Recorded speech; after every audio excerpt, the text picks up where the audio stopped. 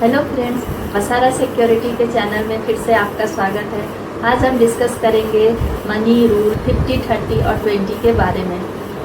तो हमने देखा है हमारे आसपास ही ऐसे एग्जाम्पल मिलते हैं कि कई फैमिली है जो काफ़ी अच्छे से राइज करते हैं, काफ़ी अच्छे से सेटल होते हैं, उनका लाइफ बहुत इंजॉयबल रहता है और वो अपना रिटायरमेंट लाइफ भी काफ़ी अच्छी तरह से जी सकते हैं। वहीं अगर हम किसी दूसरे फैमिली को देखें तो उनका है कि बहुत स्ट्रगलफुल रहता है और वो उतनी तरह अच्छी तरह से अपने लाइफ जी नहीं सकते हैं और कहीं ना कहीं वो स्ट्रगल करते रहते हैं और बाद में उनका रिटायरमेंट लाइफ ही डिपेंडेंट हो जाता है दूसरों पे। तो इसके लिए बहुत ज़रूरी है हमारा मनी मैनेजमेंट होना। तो ये एक रूल है, थंब रूल है मनी का, जो कि 50, 30, 20 बोलते हैं। एक्चुअली एक बजटिंग का तरीका है। ये जो तरीका है बजटिंग करने का, इसके अंदर हमें अपनी इनकम को 3 कैटेगरी में डिवाइड करना होता है, 50%, 30% एंड 20%। 50% जो हमारा इनकम है उसे हम नीड बेस पे रखते हैं कि वो आइटम्स बहुत एसेंशियल है, बहुत नेसेसरी है, उसके बिना हमारा काम नहीं चल सकता है।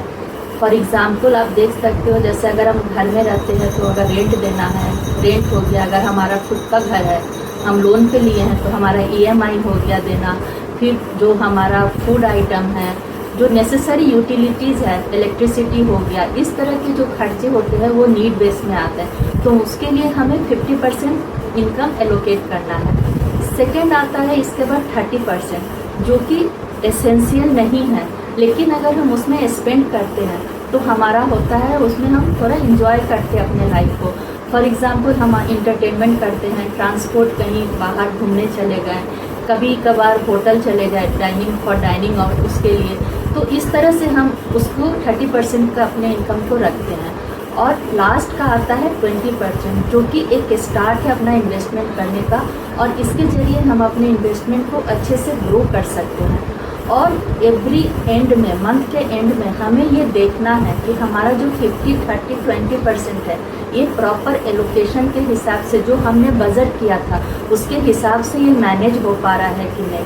तो एवरी मंथ हमें उसे एंड ऑफ द मंथ उसे रिव्यू भी करना है कि ये कहाँ हम कट ऑफ कर सकते हैं, जिसमें कि सबसे पहला हमारा टारगेट होगा 30%। अगर क्या जो हमने 30% के लिए रखा है वो हम उसमें 30% एलोकेट कर पा रहे हैं।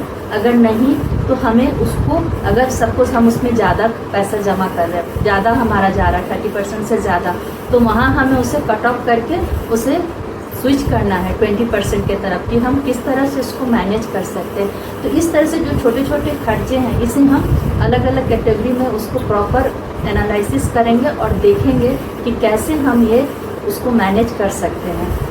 Thank you.